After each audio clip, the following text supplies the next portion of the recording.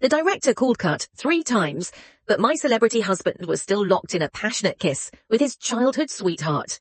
As his assistant, I kindly reminded them, but the childhood sweetheart burst into tears, claiming she was too deep into the role. In front of the entire crew, my husband scolded me, saying that my eyes and heart were so dirty that I saw filth in everything. That night, the paparazzi caught the 2 of them entering and leaving a 5-star hotel together.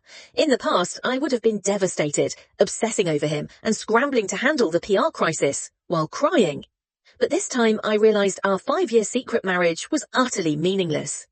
Right after I spoke with a lawyer about the divorce, Jacob walked into the lounge. The lipstick mark from his childhood sweetheart, Agnes.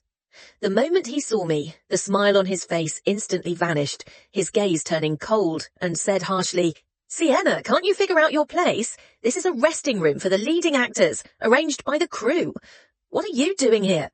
I grabbed the thermos from the makeup table and replied indifferently, "Getting my stuff." Jacob had started his day at 5 in the morning. I'd made the meal in the thermos at 3. The weight hadn't changed, so I knew Jacob hadn't touched a bite. Seeing me turn to leave, he frowned in displeasure and said again, "Don't bother making food anymore. It's unpalatable."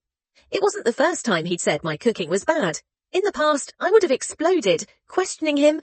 "Didn't you say you wanted to eat my cooking for a lifetime? Why is it suddenly disgusting now?" But this time, I didn't even bother to argue. I simply said, and walked out the door. Jacob called after me. "There's a crew dinner tonight. The director wants me to discuss the script with Agnes." I pretended not to hear the guilt in his voice and coldly replied, "Okay." After closing the door, I threw the thermos into the trash. The last scene had been filmed close to home, so Jacob hadn't stayed at the hotel. He returned home around 1 a.m.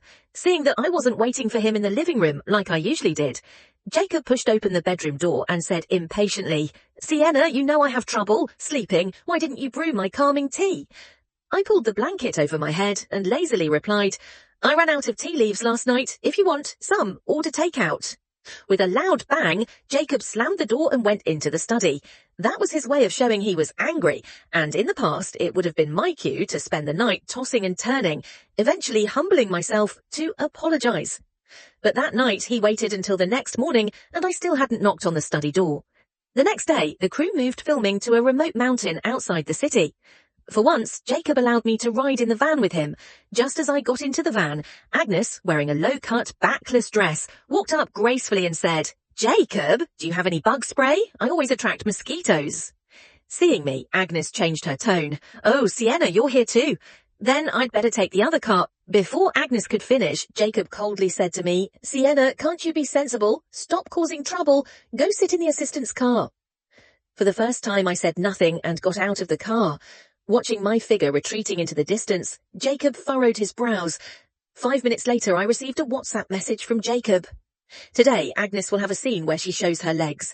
Don't misunderstand. Understood," I replied shortly. The typing indicator in the chat window stayed on for several minutes. Without thinking, I exited WhatsApp and turned off my phone. Without Jacob's orders, the scenery along the way became more beautiful. It was already 11 at night by the time filming wrapped up. As we were finishing, the scaffold that the carpenters had set up suddenly collapsed. In a flash, Jacob pushed Agnes out of harm's way, and the 2 of them rolled onto the ground, accidentally locking lips.